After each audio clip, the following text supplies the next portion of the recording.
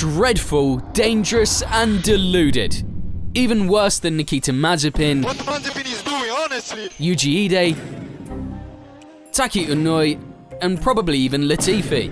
Considered by many, I'd even say considered by most, to be the worst driver of all time. From the slowest qualifying laps in history to mistakes like these, and some of the funniest moments in motorsport history.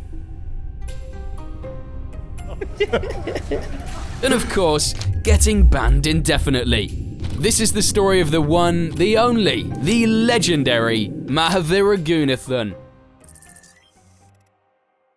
I just want to get one thing out the way first. I'm going to be calling him Lord Mahaveer a bit in this video, not because he's actually a lord or came from royalty or anything. He actually came from a pretty modest background. It's not because of his brilliant performances either. It's actually more the opposite. I'll get into that story a bit later, because first, we need some context about his rise up the motorsports ladder. Feels a bit weird calling it a rise, but stick with me. He was born in Chennai in India in 1998. Chennai happens to be the hometown of Karun Chadhok too, who was one of only 2 Indian drivers ever in Formula 1. The odds were almost impossible, but he gave it a go anyway. He started karting when he was 13, which is pretty late by today's standards. But then again, he also made his single-seater debut that same year. I mean, let's just think about that for a second. Karting is where you go as a young driver to learn racecraft. Mahaveer did it for less than a year, and not because he was a quick learner. Maybe he left karting quickly to give the other kids a chance, only the Lord himself knows, but he started to push himself against better opponents. That became a trend in his career, as you'll see shortly, so when he moved up to single-seaters, it was far from easy. He raced in 4 rounds of the JK Racing Asia Series, signed up for the full season of MRF F1600, and raced in the final round of the Formula Masters China Series in Shanghai. But these stories were just stepping stones, and Mahaveer was about to be thrown into the deep end. The year is 2014. He was now in the Italian F4 Championship, which was won by none other than fellow racing god, Lance Stroll. If you watch my video on Lance, you'll know that he basically bought that championship, so kudos to Mahaveer. At least it wasn't his daddy who crafted his entire career. And to be fair, he wasn't the worst, just yet. He finished 12th, then moved to the European F3 Championship the year after. He showed up to 33 out of the 36 races, tried his hardest, and scored a grand total of 0 points. Fair enough, the team wasn't brilliant, but when your best result of the year is a 20th, you're definitely not impressing anyone. He tried to stick with F3 machinery for a while, and competed in the first race of the 2016 GP3 series. Unsurprisingly, he didn't just turn into Senna all of a sudden, so he finished at the very back of the field, again. This somehow didn't destroy his F1 chances, because just a few years later, he surprised us all, but I'll get back to that in a little bit. Because even with his terrible pace and an extensive list of shocking results, he didn't quit. He kept chasing his racing dream, but this next move wasn't the smartest, to say the least. In 2016, he made the very strange decision to join the AutoGP Championship, which merged with the Bosch GP Championship just 1 race after he joined. I'm calling it strange because it wasn't a logical step forward on the junior ladder. In fact, it wasn't a step forward at all. Bosch GP is basically a series for amateur racers to drive some single-seaters and kid themselves into thinking they're better than they actually are. They'd be 90s F1 cars, mid-2000s GP2 cars, late 2010s Euro F3 cars, and pretty much anything else as long as it's a single-seater. It's a championship for people who are rich enough to own these cars and just want to race them for fun, so not exactly where you'd go to prove yourself to the world. The worst thing about the whole situation was that even though he was the professional driver, he still didn't win. Plus, he was driving a Lola B0552, a car that was developed 11 years prior for the A1 Grand Prix series. Junior categories have cars with similar tyres, handling, and downforce to F1 cars to get you as prepared as possible. This car definitely wasn't preparing Mahaveer for anything. It was far too different and outdated compared.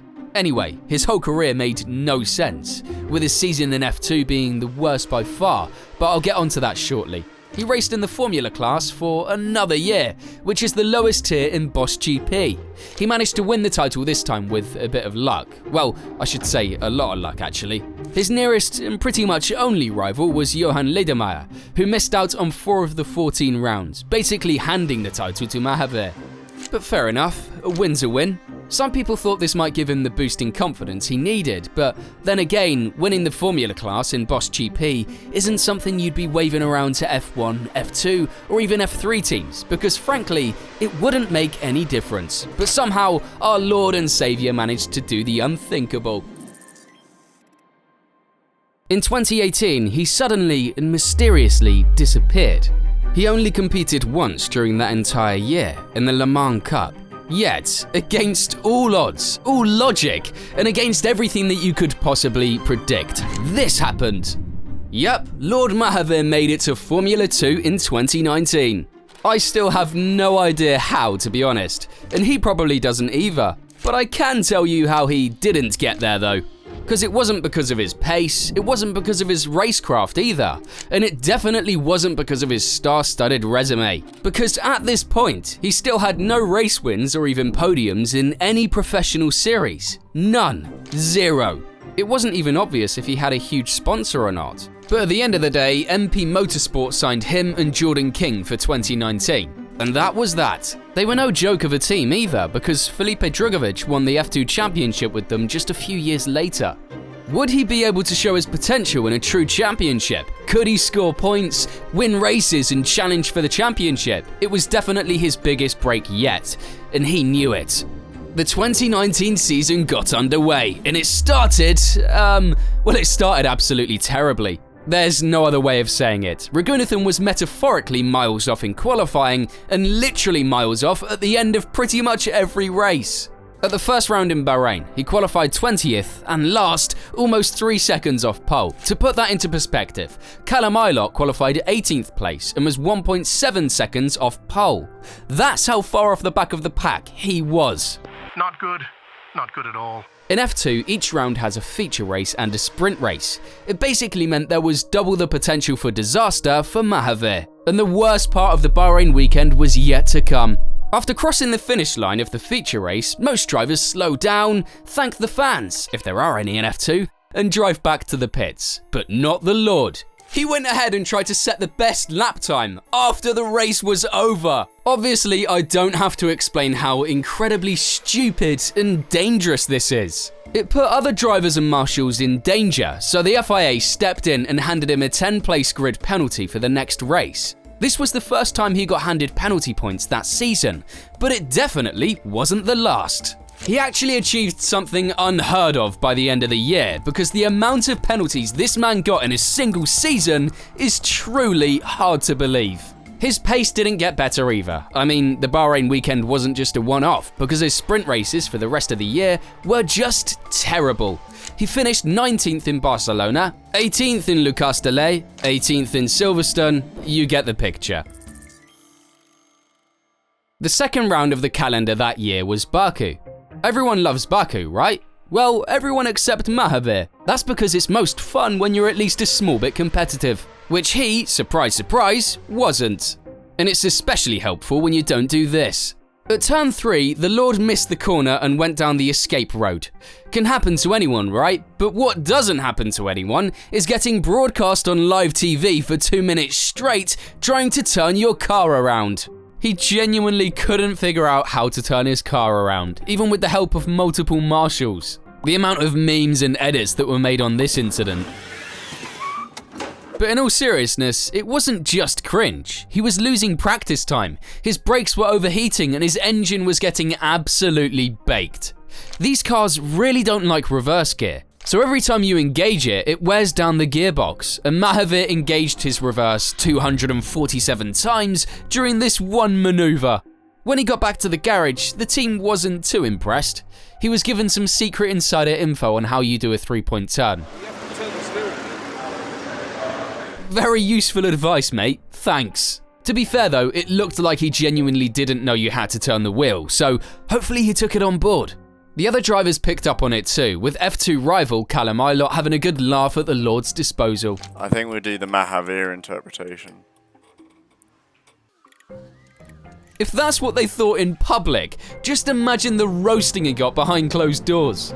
Anyway, I'm not trying to be mean here and handpick the few mistakes he made. If he hit qualifying and suddenly stuck in a brilliant performance, it would have cancelled out the stupidity. But he didn't. In fact, he made things even worse. He qualified last, over 6 seconds off pole. That was his actual pace, over 6 seconds. His teammate Jordan King qualified 5th, over 5 seconds faster than him, in the exact same car. King scored a podium in the feature race too, while Mahaveer was nowhere near the points once again. I think you get the picture from the first 2 weekends of the year. Mahaveer was off the pace badly, and it wasn't going to get to any better. He did pick up a lot of points though, but unfortunately for him, they were all penalty points. In Baku, for example, he failed to stop at the weighbridge. In Monaco, he caused a crash with Jack Aitken. In Spa, he was speeding under the yellow flag. He basically just caused chaos at every track he went to. The highlight of his year came in Monza though, where he scored a point. Yes, one of the good points this time. But it wasn't because he suddenly locked in and started driving better, it was because almost half the grid didn't finish the race, so he lucked into finishing 10th. It would also be his one and only point in F2. But he did score a hell of a lot of penalty points, 24 in a single season. How on earth a driver scores this many penalty points in a championship with just 12 rounds is beyond me. I mean, that's an average of 2 per round, mate. Insane. His biggest haul came on the 22nd of June 2019 at the feature race at Paul Ricard. He must have lost a dare or something, because he seemed to be on a mission to score as many as possible. In that one race alone, he scored 9 penalty points. Yes, 9. He didn't follow the virtual safety car procedure 3 separate times and scored 3 points per infraction. Pure comedy. The FIA thought he was pushing it and banned him from the following round in Austria to try and calm him down a bit. It wasn't the last time there was talk of him being banned though, because he narrowly avoided a second ban in November. Think about it for a second. He racked up the 12 points you need to get a ban, then he got banned, then the points reset and he picked up another 12 points before the season ended. Truly impressive. The final points came in Abu Dhabi for failing to follow the practice start procedure, something the stewards called extremely dangerous. Lucky for him though, it was the last race of the year, so he avoided a second ban. But strangely enough, he didn't get rehired for 2020. Wow. So in the end, Mahaveer got banned from F2, not once, but twice, in the same season. Most drivers compete in hundreds, if not thousands of races, from junior levels all the way up to Formula 1, and never get banned. But in just 12 rounds, the Lord himself got banned twice. I could talk all day about how ridiculous this is, but it speaks for itself really. After his 2019 F2 campaign, he vanished from motorsports completely for almost 2 years, but his biggest challenge was yet to come. Somehow, and I truly don't understand how the hell this actually happened, Mahaveer managed to get himself behind the wheel of a Formula 1 car. And I don't mean some F1 car that a friend let him drive. I mean, in 2021, he was called up as a test driver for Alfa Romeo. He drove the C38 at the Hungaroring on the same day as future F2 champ Théo Pourchaire.